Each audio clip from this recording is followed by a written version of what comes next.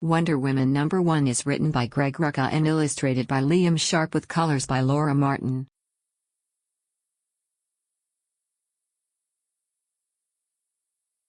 On store shelves 6/22/16. Wonder Woman was touted as one of the highlights of the New 52 era.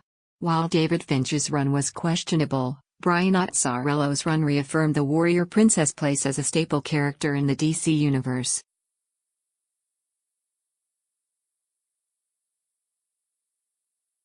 After reading this first issue, it seems as though Rucka and Sharp are attempting to recreate that same kind of magic.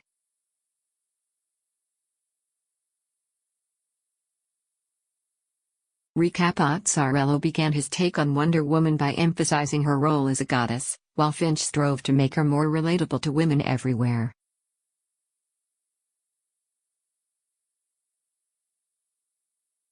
It's apparent that Rucka is returning Diana to her humanitarian roots, as the first issue dedicates a portion of the storyline to a war in a third world country, where Rucka introduces the infamous supporting characters Steve, Trevor and Etta.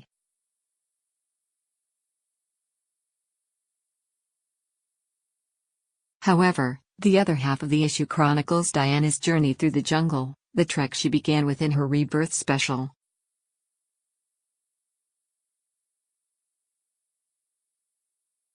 Between the two sequences showcased in this first issue, we get very powerful first impressions of familiar characters.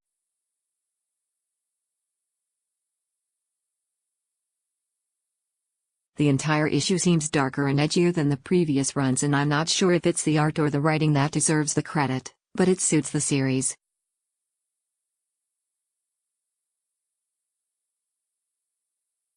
Right out of the gates, we're introduced to a Diana that evokes confidence and power, something that had been seriously missing in the last run.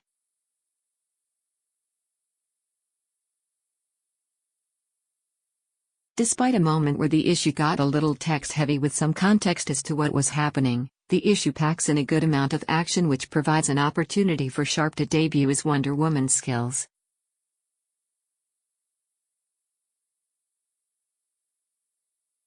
#I'm confident virtually all readers will be singing Rucka's praises after reading this issue and seeing the direction this series has decided to take.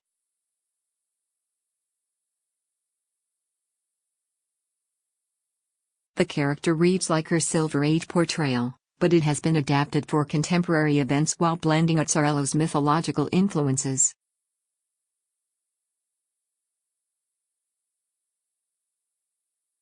While Rucka can only do so much in shaping this new adaptation, Sharp delivers some beautifully illustrated panels depicting the goddess looking every bit of the part.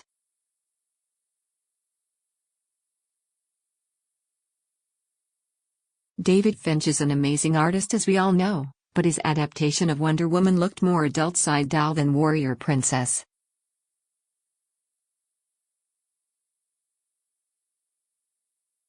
Sharp is able to capture Diana's beauty and intensity simultaneously, making look more like a goddess and less like a runway model.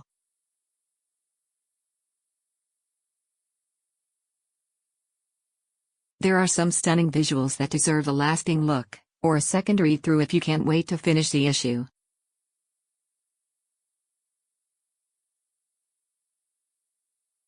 Unfortunately, the art wasn't entirely consistent throughout the issue. The sole negative aspect regarding this issue is the art. It's obvious Sharp takes his time creating some highly detailed panels, but there's a noticeable gap in the level of quality.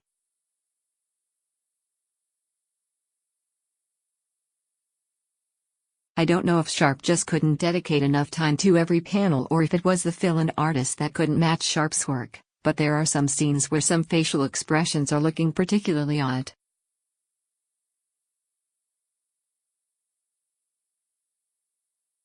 Let's hope that was a one-time thing. Be ready for a Wonder Woman issue that feels significantly different than what we've witnessed in the New 52.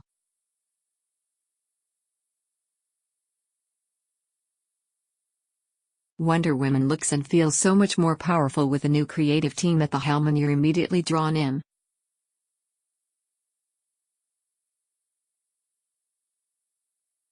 Rucka is able to build momentum and anticipation with every panel until you're met with the final page that's both visually and thematically stunning.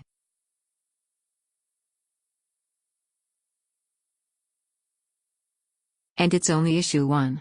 Buckle up, buckeroos. I have a feeling Wonder Woman will be a post-Rebirth chart topper.